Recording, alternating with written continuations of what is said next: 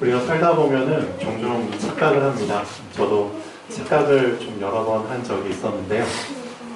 이 착각의 그 한자를 제가 조사해 보니까 이런 뜻이더라고요. 착이라는 게 어떤 착이냐면은 어긋나다, 어긋날 착 또는 섞다, 섞을 착 이런 뜻이 있고요. 또 각은 깨닫다. 쉽게 말하면 착각이라는 게 어긋나게 깨닫다. 근데 뭔가 아주 순수하게 변질되지 않게 깨달아야 되는데 거기에 뭘 섞다. 그런 뜻이 들어있는 것 같아요. 제가 그 의료사고를 좀 낼 뻔한 적이 몇 번이 있었어요.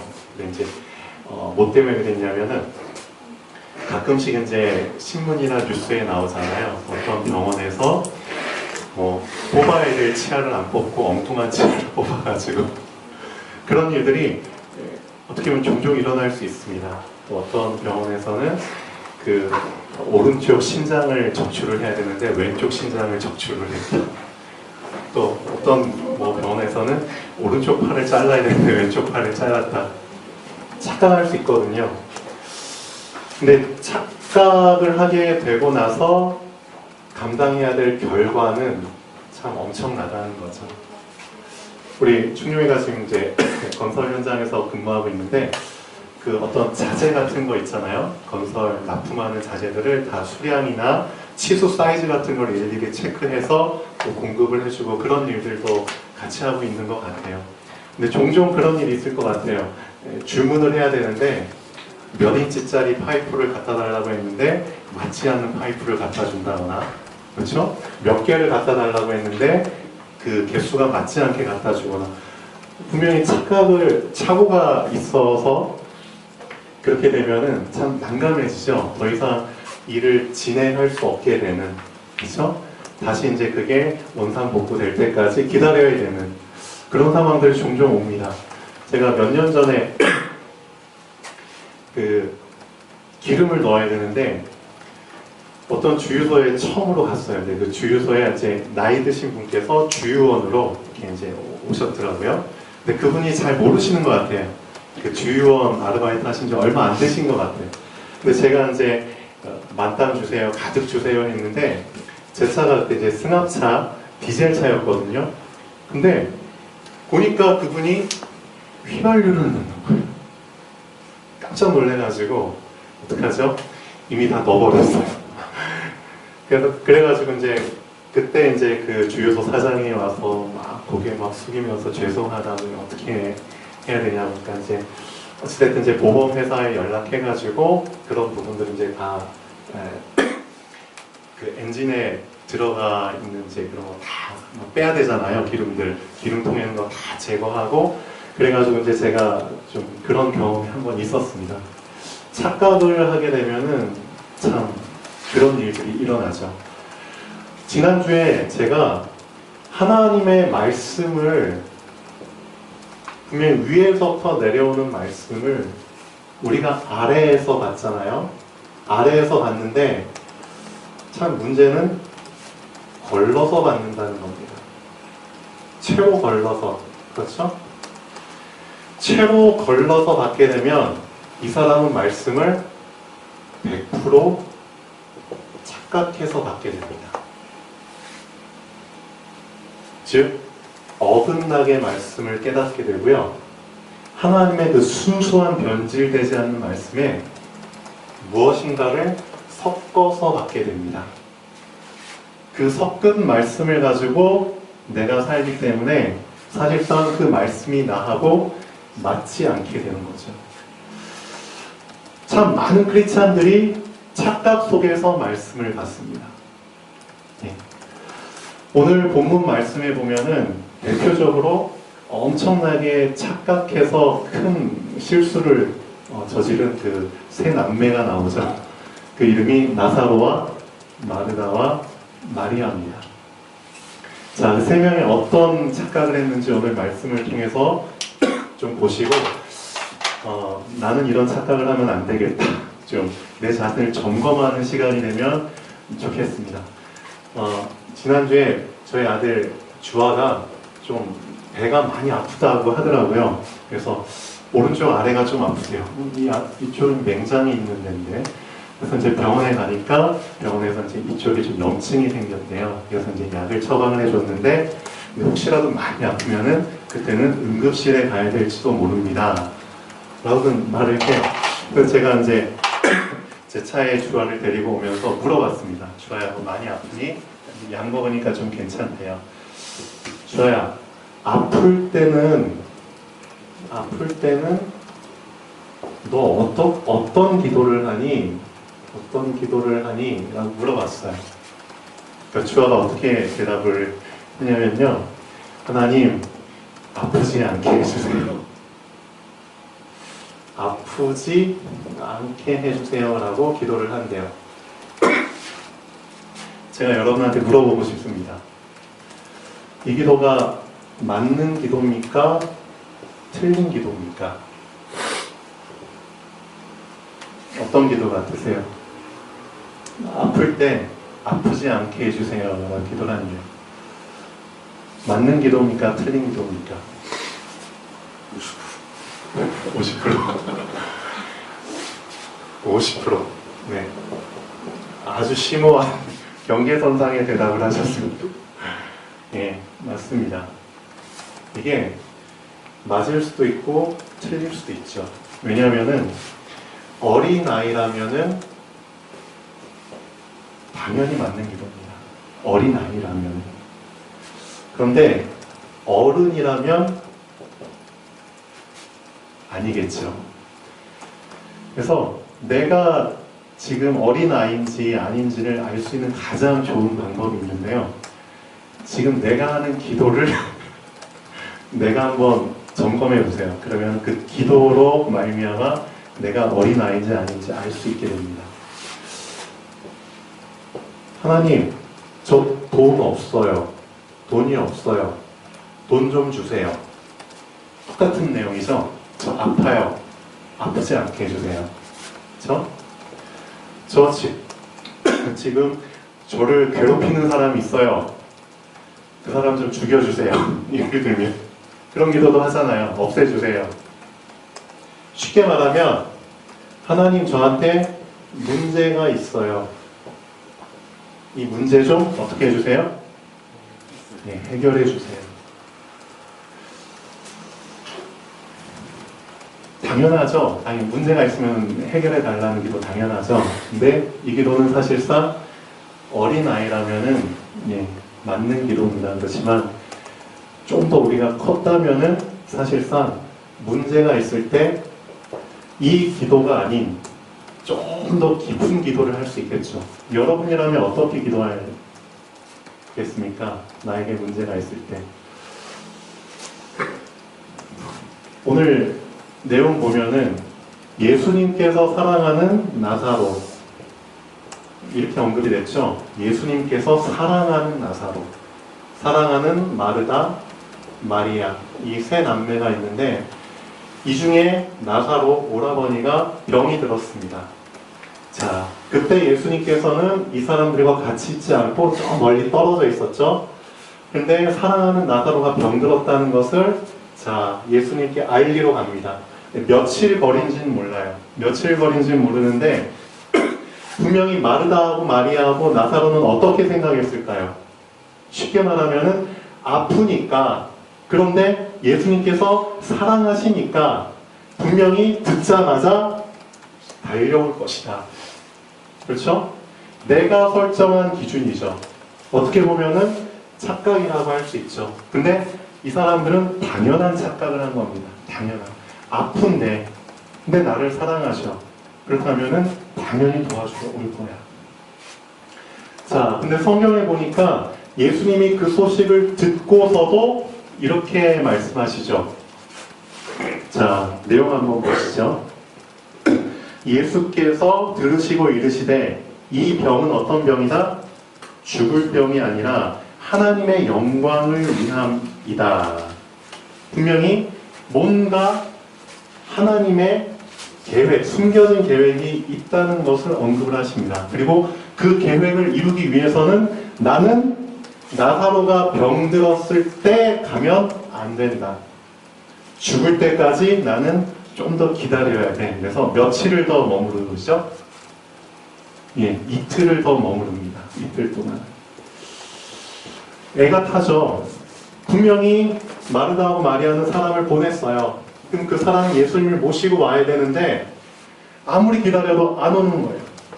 자, 그럼 한번 보시죠. 나사로의 입장에서 한번 보시죠. 나사로는 예수님하고 친해요. 근데 나사로가 지금 병들어서 비실비실 앓고 있어요. 여러분들도 한번 병을 좀 심하게 알아본 적이 있으시잖아요.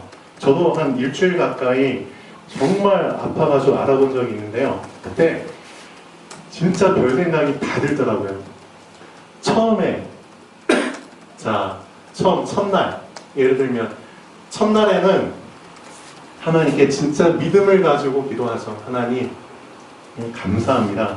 자, 몸은 아프지만 제 입에서 막 감사가 나와요. 자, 그리고 뭔가 하나님의 계획을 막 구하는 기도도 하죠. 근데 이틀째 돼. 그럼 점점 뭔가 한계에 부딪히죠. 몸은 정말 아파. 근데 내가 감사 기도까지 했는데 왜 나는 더 병이 이렇게 심해지지? 아픈 게 나아지질 않지? 시간이 점점 지나요. 3일, 4일, 5일.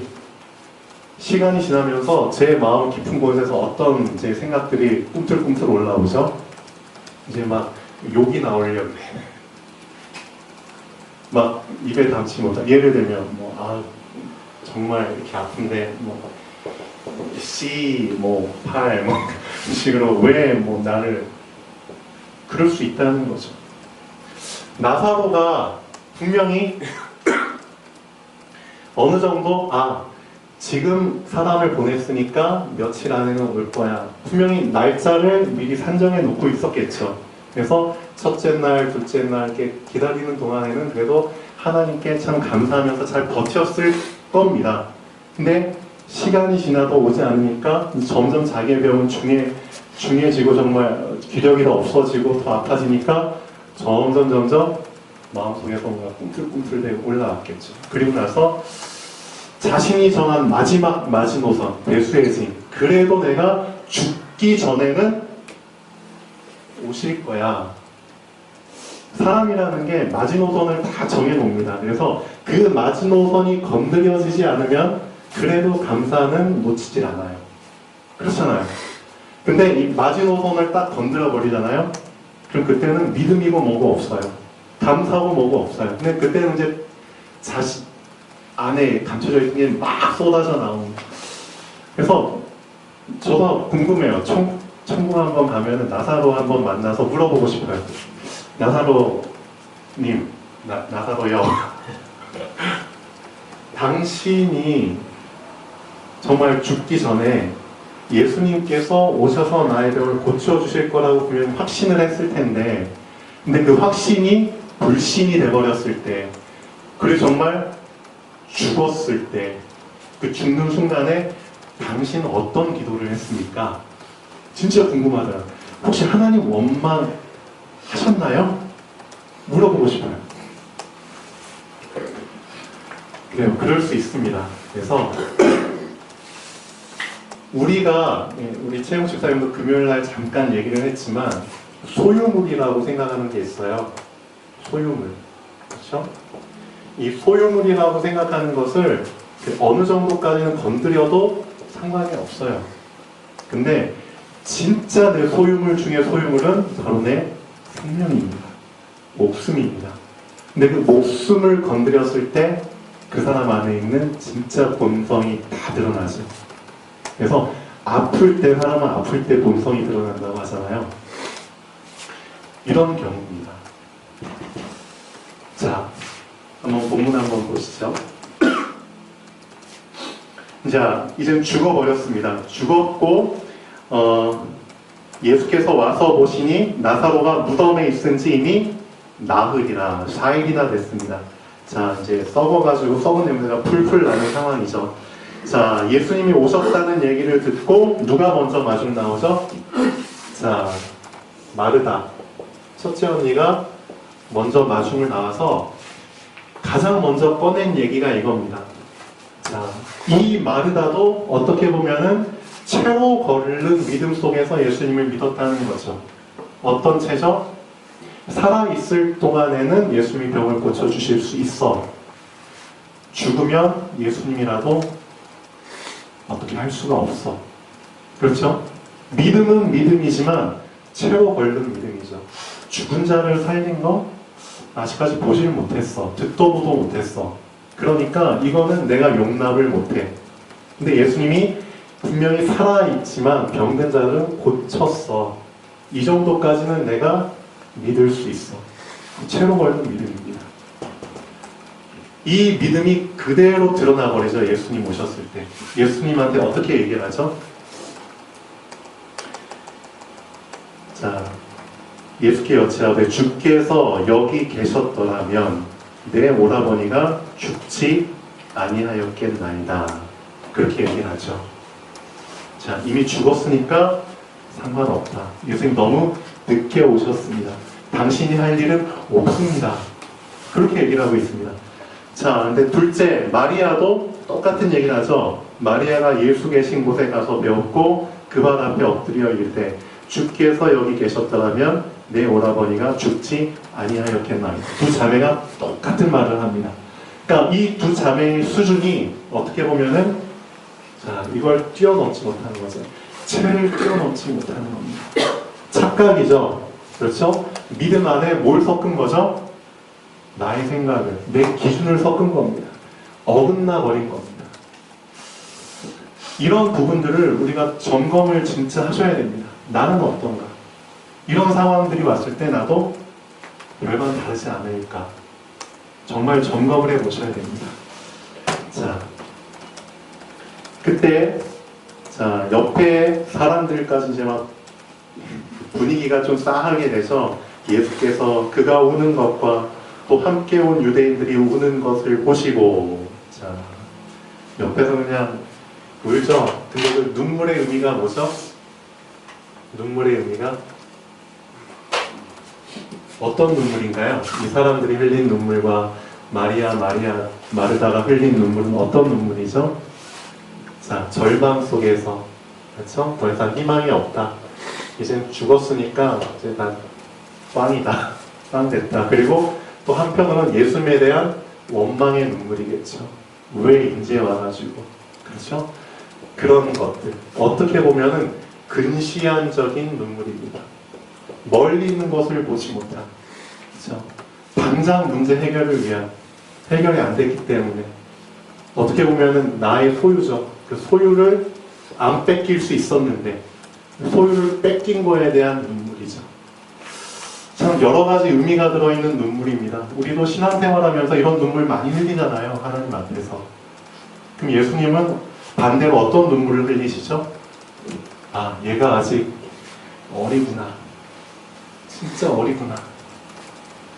정말 그 뒤에 있는 더 큰 하나님의 영광을 얘가 보지를 못하고 있구나. 너 언제까지 이렇게 근시안적으로 살아가냐. 그렇죠? 눈물은 눈물이지만 전혀 다른 눈물입니다. 자, 예수께서 그가 우는 것과 또 함께 온 유대인들이 우는 것을 보시고 자, 심령에 비통이 여기시고 그렇죠? 불쌍히 여기사 이르시되 그를 어디 두었느냐 이르되 주여 와서 보옵소서 하니 예수께서 눈물을 흘리시더라. 똑같은 눈물이지만 좀 다른 눈물이죠. 자, 결론 부분 잠깐 보시죠. 자, 나의 소유라고 생각하는 것을 내려놓는 만큼 하나님의 영광이 드러나는 기회가 주어집니다. 그렇죠? 하나님께서는 자, 생명이라는 것도 내려놓게 하십니다. 하나님이 원하시면은. 근데 우리들은 그걸 마지노로 다 단단히 붙잡고 있죠. 그렇기 때문에 하나님의 영광이 사실상 우리를 통해 드러난다는 게 어떻게 보면은 참 가볍게 생각할 부분은 아닙니다. 우리는 너무나 쉽게 우리 입을 통해서 하나님께 영광 돌립니다. 하나님 영광 받으세요. 찬양 부를 때 그런 멘트 많이 하잖아요. 하나님 영광 돌립니다. 과연 그게 우리가 영광 돌린다고 얘기했을 때 하나님 영광을 그런 식으로 받으실까요? 너무나 그 영광이라는 단어가 남발되고 있죠. 가볍게 여겨지고 있습니다. 성경에서는 그렇게 얘기를 안 하고 있죠. 분명히 죽음이라는 것을 감당했을 때, 죽음만큼 큰 어려움과 그 터널을 내가 감당하고 순종했을 때, 그렇죠. 그 순종 뒤에 얻어지는 영광. 하나님은 그런 영광을 얘기하고 있는데 우리는 전혀 순종이라는 것 하지도 않으면서 그냥 입으로만 영광을 남발하죠. 예수님도 분명히 이 땅에 오셔서 죽기까지 복종하셨다고 하셨잖아요.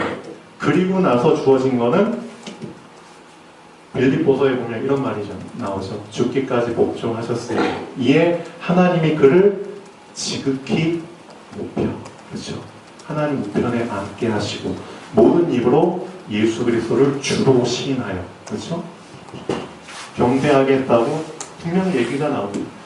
하나님은 이런 영광을 얘기하고 있는데 우리는 전혀 다른 가벼운 영광을 생각하고 있죠. 진짜 하나님께 영광 돌리고 싶습니까? 나의 소유를 내려놓는 만큼 영광은 드러나게 돼 있습니다.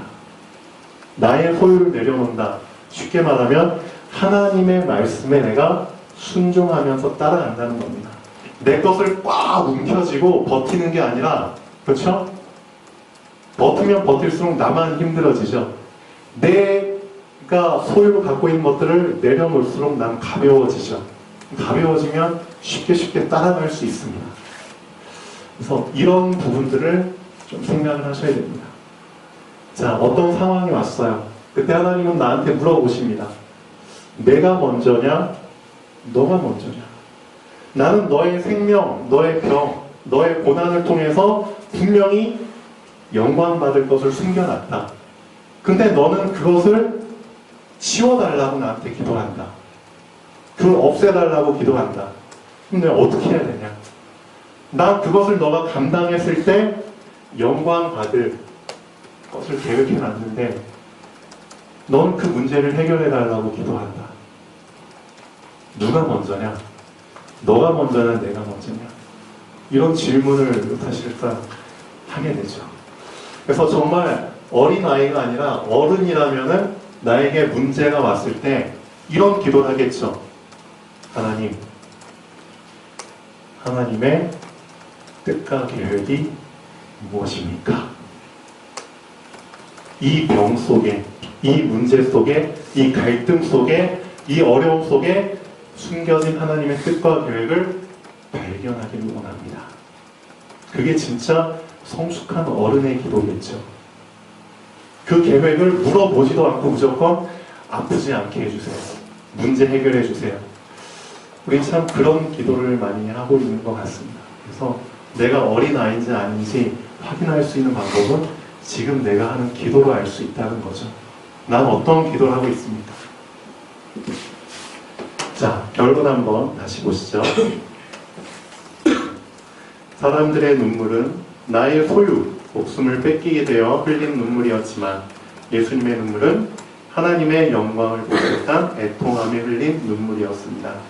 사람들은 하나님께 영광을 드리는 것을 너무 가볍고 쉽게 얘기하지만 성경에서는 나사로의 죽음, 또 예수님의 죽음을 통해 죽음 뒤에 비로소 나타나는 하나님의 영광을 말하고 있습니다.